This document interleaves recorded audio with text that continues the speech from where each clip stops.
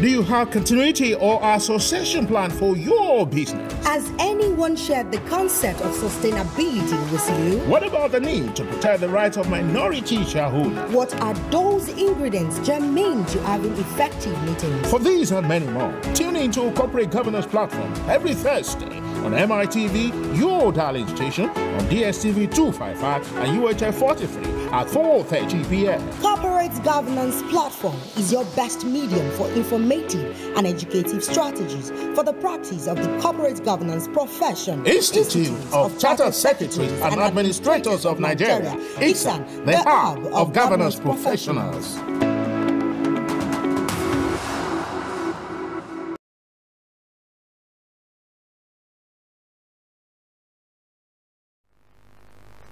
Hello and thanks for joining Corporate Governance Platform, proudly brought to you by the Institute of Chartered Secretaries and Administrators of Nigeria, ICSAN, the hub of governance professionals. I'm coming to you live from MITV in Lagos. I am Tunde Odeyemi, and in today's episode we are going to be looking at the link or the relationship between good governance in the public sector and corporate governance in the private sector. And to lead in the conversation is a distinguished member of ICSAN and of course a lawyer, Mr. LADIPO Jacob. Mr. LADIPO Jacob is the Group Company Secretary and Legal Advisor of Dancer Holdings Limited, and he oversees the legal function of companies under the holdings. Mr. LADIPO has over 20 years cognate experience in active legal practice and is a licensed Chartered Secretary and Administrator, as well as a certified corporate governance specialist, auditor, and evaluator. He has been exposed to professional trainings in Nigeria, Ghana, and Hong Kong, to mention a few. Mr. LADIPO, you are welcome to Corporate Governance Platform. Thank you, Doctor. It's a pleasure to be here. Okay, and thanks for finding time to join us on the program and to want to share your thoughts on the link between good governance in the public sector and corporate governance in the private sector. At this point in time, I would like to invite our viewers to be part of today's program by asking questions or sending or making comments on the program. You can do this by sending a question or comments by text message to us. This phone to send it to is 080-2323-1287. Your comments or your question by text message to 080-2323-1287. And please do us a favor by putting your name when you ask your question on the text message. Thank you. Yeah, Mr.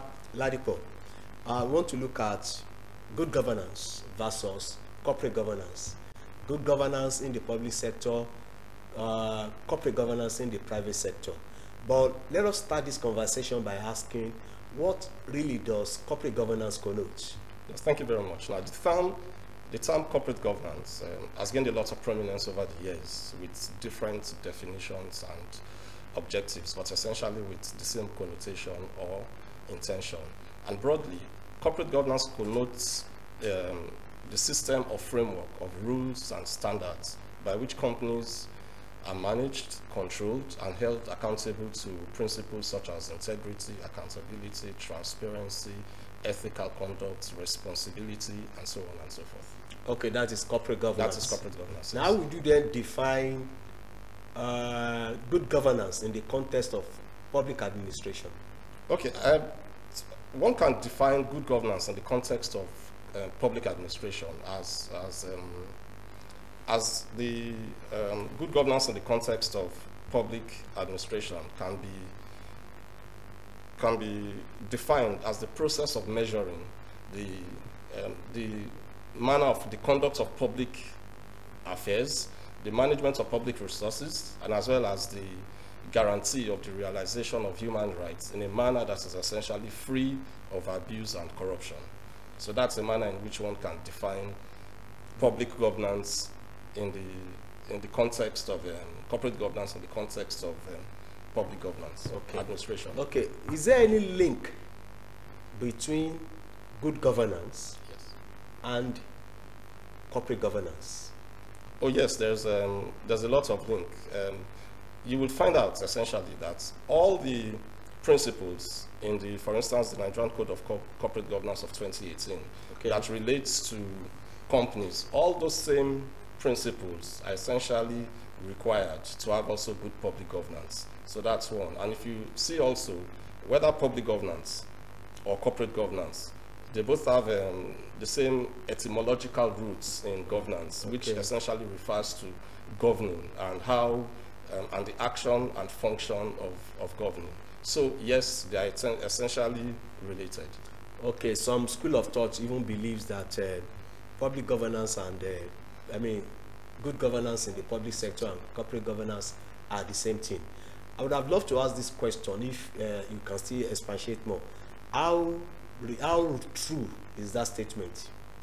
No, the statement is true because, like I said, whether corporate governance in the private sector or public governance in the public sector, both essentially deal with governance. Okay. And those principles that ensure a successful corporate governance are the same principles that are required to ensure public governance. And that's why I said if you take all the 28 principles in the Nigerian Code, you will find out that those same principles of transparency, accountability, all those principles are also required in public governance. And even if you situate the corporate governance principles within, for instance, the context of maybe a board of directors, you will require the same things in the public or government sector in terms also of maybe the executive council or how. So essentially, they are both intertwined. Okay. The same structure that we have in the private, we also have the same in the public. Is that what you're saying? No, what I'm saying is that those same principles that are required are the same principles that are also required in the public sector. Okay. Now, what is the implication if a company has a reputation for adhering strictly to the principles of corporate governance? Yes, you'll find out that adherence to corporate governance principle is not just a box-ticking exercise. It's not what people do for just compliance sake. And studies have shown worldwide that companies that adhere to corporate governance principles usually have more commercial successes. Their exposure to reputational risks are reduced. And even if you check the B part of the introduction of the Nigerian Code of Corporate Governance 2018, you will find that it is clearly speaking that corporate governance is the key driver to corporate accountability and also business prosperity. So companies who adhere to that, they often have more accountability, they're able to attract more funds, there's business prosperity, there's profitability, sustainability, and all the benefits of starting companies in the first place. Okay, if there is business prosperity for companies that adhere to the principles of corporate governance, then what are the benefits that are accruable to a company, a country or a nation that also adheres strictly to the principles of good governance or corporate governance, as it were? Yes, I think I'll just start with saying that in this aspect, Europe would seem to have stolen a march on the rest of the world, because as far back as 1998, and 20 years before the Nigerian Code of Corporate Governance 2018 was issued, Europe came to the conclusion that there's a close connection between economic development and institutional structures. So that for a country, and then they started the Organization of Economic Cooperation and Development, the OECD, because in 1998, they came together and put out corporate governance principles that were released the following year in 1999, later revised in 2004. But the whole essence of it is to encourage countries to adhere to strict corporate governance principles, because economic prosperity is largely determined by good institutional structures. And if you look at it, even beyond the economic sphere, when a country adheres strictly to corporate governance principles, you will find out that there's more trust and participation in the public sphere. There will be less acrimony, less refusal to be involved in the public sphere when, for instance, people are not sure whether simple codes of corporate governance policies will be adhered to. So essentially, it is bad business for countries not to adhere to good corporate governance codes, and we'll come back also to maybe issues of foreign investment and all of that. Again, you will find your foreign inflow of investments into your country restricted when, for instance, there are doubts over adherence of the country to basic corporate governance policies. Okay, what you are saying there is that if we have a good entrenchment of corporate governance in the country, yes, there is going to be a good flow of foreign investment into the country. Is that what you're saying? Yes, there's a direct link between it. Okay. Institutional investors at the international level usually do not invest in countries where, for instance, they are not sure that their basic, the basic tenets that have been earlier mentioned of integrity, transparency, accountability, ethical conduct, responsibility. When there are doubts over that, then they take their money elsewhere to places where they believe that the institutional structures will protect their investments and allow them to make good return on investment, which in any event is the primary reason for which they want to invest in the first place. So yes, there's a relationship between a country's adherence to corporate governance principles and the foreign direct investments into that country. Okay. If you are just joining us, it's Corporate Governance Platform, proudly brought to you by ICSAN, the Hub of Governance Professionals, and we are discussing the link between good governance in the public sector and corporate governance in the private sector. And Mr. Jacob Ladipo is in the studio answering all our questions. You can also be part of the program by asking questions through text message or making comment. You can send it to 080-2323-1287. Send your text message to 080-2323-1287. Okay, you have established the fact that good corporate governance will definitely have a direct link to good foreign investment into the country. Now, how would you assess adherence to corporate governance, the state of adherence to corporate governance in Nigeria as at now? As of now, I would say the situation is a lot better than what it used to be. Okay. But as with anything in respect of our nationhood, we still have some mountains to climb and some steps to still take forward. Okay. But good enough, there has been a lot of steps taken. The regulatory agencies have usually done their work. There have been a lot of steps taken, particularly not only in the public sector, but also in the private sector. So we see some form of adherence. We are grateful also for institutions such as ICANN, that for the past such as ICSAN, that for the past 56 years have championed and blazed the trail of good corporate governance in Nigeria. So we now have, even this program on TV, we didn't have it in times past. So there's a lot of public awareness. There's a lot of discussion going around the theme of corporate governance today than it was in the past. And in the situation, there's been some good level of improvement in adherence to good corporate governance practices in Nigeria. Okay, let's talk about the principles of corporate governance. What corporate governance principles will you say is vital for public governance?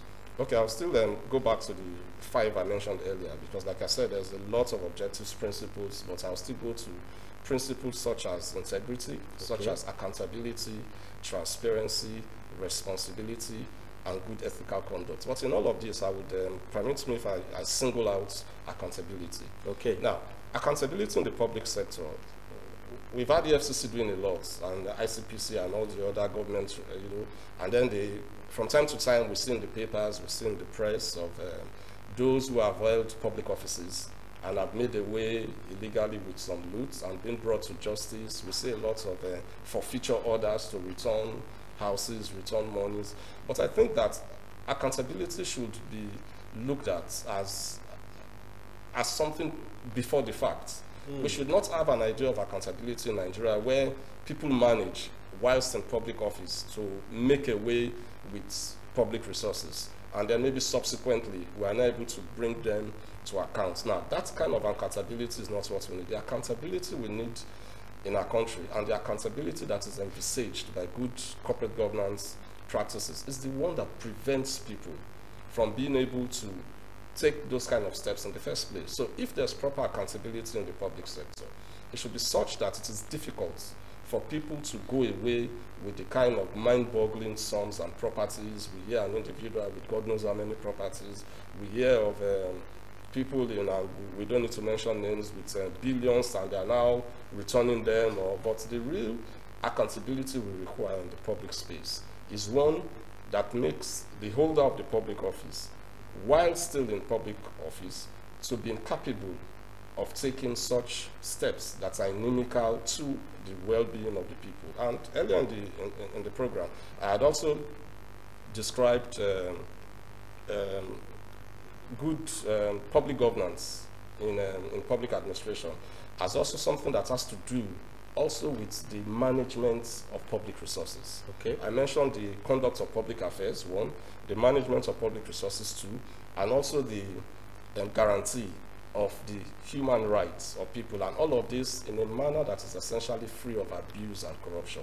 So if we truly have good policies of accountability, then holders of public office will not be able to do anything that will be inimical to the generality of the people. So for me, I would point to accountability as the chief public principle, yes. To be okay. You seem to stress on accountability as one of the principles that is pivotal for the good governance. Isn't that why we have checks and balances in government? Yes, my own concern, like I've said, is that we still manage to find instances where, for instance, we say an individual was able to amass stupendous wealth whilst in office, whilst managing public resources. Okay. And then we now subsequently say, oh, the man has been proven guilty. Sometimes after legal tangle of God knows how many years, and then told to return those properties. So for me, the checks and balances we truly need are the kind of checks and balances that make it impossible or difficult for people to be able to mismanage the public resources. Okay, let's go to succession planning. Will you say the concept of succession planning, as we have in the private sector, is as crucial to the public sector as well? In fact, I would say even more so, because it is important to have good succession planning. Although the nature of public governance is such that oftentimes the responsibility is not merely on maybe the incumbents, or it's something that people sometimes vote for them into public offices. So in that wise, what we require also is that we do not want accidental leadership. Okay. What we require as a country is to be able to have a process of grooming leaders. In some other countries of the world, it happens. It is almost obvious who would next be the Labour leader, or who would next be the leader of the Conservatives. It is almost essentially known who the front runners to take over from the Republican Party or the Democratic Party, and in most countries of the world.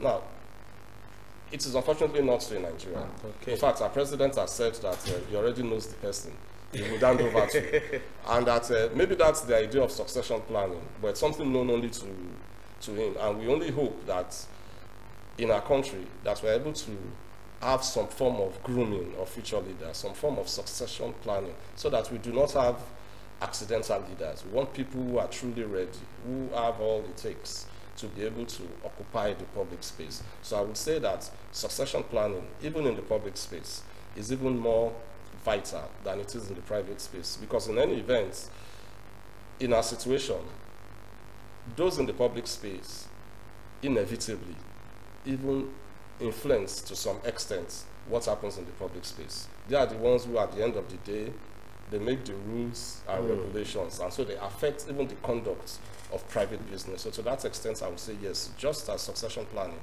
is important in the private sector, it is even more so in the public sector, because the stakes are higher, and the public sector affects the private sector, perhaps even more than the private sector affects the public sector. Okay, this time I want you to speak generally. What advice do you have for the public sector and the private sector on the issue of good governance? Now, what is obvious, and studies have shown it all over the world, that adherence to good corporate governance practices have many benefits. Okay. There are benefits of profitability, sustainability, and because there are benefits, and because it is already shown, it has been shown equally that both organizations and countries who do not adhere to good corporate governance practices, they pay for it. My advice would be to both the public and the private sector to, as much as possible, adhere to the basic corporate governance codes, so that we all will be the better for it. There will be more prosperity in the land, businesses and the country indeed will be more sustainable. We will not go to bed imagining what would happen to our children and children's children in the future. We would know that everything is going on well in the country. So that's my advice. Okay, since adherence to good corporate governance brings business prosperity, would you subscribe to the fact that the Nigerian Code of Corporate Governance be made compulsory for companies? Yes, we know that it's been an issue, even though the code was made pursuant to the the Financial Reporting Council of Nigeria Act, and to that extent, some can say yes, it's something to push. But luckily enough, also, there are elements of the corporate governance principles that's also embedded in other laws, like in the Companies and Allied Matters Act. So to that extent, we can say that one can still find a way to, and because even with one can still find a way to ensure compliance with the corporate governance code to the extent that some of those provisions are also in other laws that are mandatory. And in any event, even in the corporate governance code, it also gives power to regulatory agencies to be able to enforce its provisions, whether some of its provisions, whether by means of fines or the rest. So to that extent, it's part. But we do know also that it is not law, and that some of its provisions are not enforceable. For instance, even when, for instance, CAMA says the board of directors may meet as often as they deem fit, and the Nigerian Code of Corporate Governance says, for instance, that it is advisable that they meet once a quarter. So a lot of the 28 principles has recommended practices that are mere recommendations. So I would say, yes, we would look at a situation where most of those principles are also contained in other laws that are enforceable. Okay. Yes, if, for instance, it is not possible to immediately make it a law. But then there's also the argument, like I said, that this code, even though the principles there are recommended, the code itself is made pursuant to an act of law. And so to that extent, the jury is out. There could be arguments about whether or not even those provisions as they are can or cannot be legally enforced. But it is an argument for another day, and watch which okay, even if it is not enforceable, if there is a way they can make it to be enforceable. Oh yes, certainly. And if you take, for instance, a board that does not meet, for instance. Okay. So even if CAMA left the matter opaque and say the directors may meet as often as they deem fit. Now, as often as they deem fit, by no stretch of the imagination can be said to be never. So where you have directors who don't meet for 1-2 years and say, for instance, that there is no law that requires to meet, that in any event, the Nigerian Code of Corporate Governance of 2018 merely recommends that we meet quarterly. So we now will refuse to meet at all. Now, there will be other issues that will be raised, because even as often as they deem fit, that is not even very clear, certainly does not mean never. You know, indeed, it may even mean that they could meet every day if they believe they should meet that often. So we still have instances of where one can, by the stretch of the imagination, still stretch provisions in the Code of Corporate Governance to existing laws to ensure that even as we speak today, that some of its provisions can be enforceable. Yes, I have a text message from Marvin. Marvin is asking that why is it that industrialists, corporate giants, do not participate in government since they have made successes in their various businesses. It would have been better for them to come to government and do it well. Do you have any comment? Okay, what I'll say is that, Marvin, thank you for your question. It's almost like a chicken and egg argument. Should those in the private sector who perhaps adhere more to corporate governance, should they now go to the public space to be able to bring about better adherence there? Or should the public space as it is, as I had hinted earlier in the program, adhere to corporate governance principles so that there will be more trust and participation in the public sphere? So for me, I would say that all that we need to do, these principles of corporate governance are as useful and as related to the private sector as it is to the public sector. And if there would just be more enforceability or more adherence in the public sector, I believe that those kind of identified individuals in the private sector will find it a lot easier to participate in the public sector, because that's what we meant earlier when we say that there will be more trust and participation in the public space. Okay, there is still much work to be done. Right. Now, in what way has ICSAN been promoting good governance in both the public and the private sector? Like I said, for 56 years since its establishment, ICSAN has been at the forefront and indeed have blazed the trail in promotion of good corporate governance practices. And even being here today is also courtesy of involvement of ICSAN. So even the public discourse, we've thrown the issue to the public sphere. We've had a lot of trainings.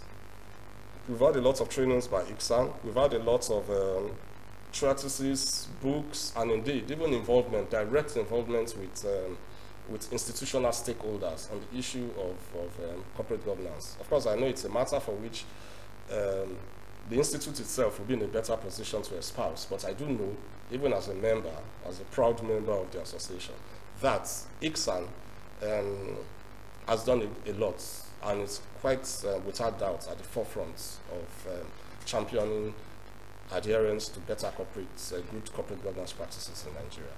Okay, thank you very much, Mr. Ladipo Jacob. Proud member of ICSAN, I like that one.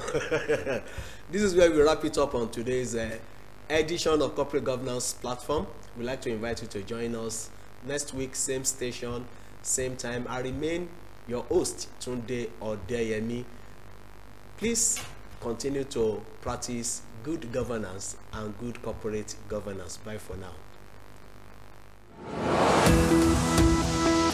Do you have continuity or association plan for your business? Has anyone shared the concept of sustainability with you? What about the need to protect the rights of minority shareholders? What are those ingredients germane to having effective meetings? For these and many more, tune into Corporate Governance Platform every Thursday on MITV, your darling station, on DSTV 255 and UHF 43 at 4:30 p.m. Corporate Governance Platform is your best medium for informative and educative strategies for the practice of the corporate governance profession. Institute of Chartered Secretaries and Administrators of Nigeria, ICSAN, the hub of governance professionals.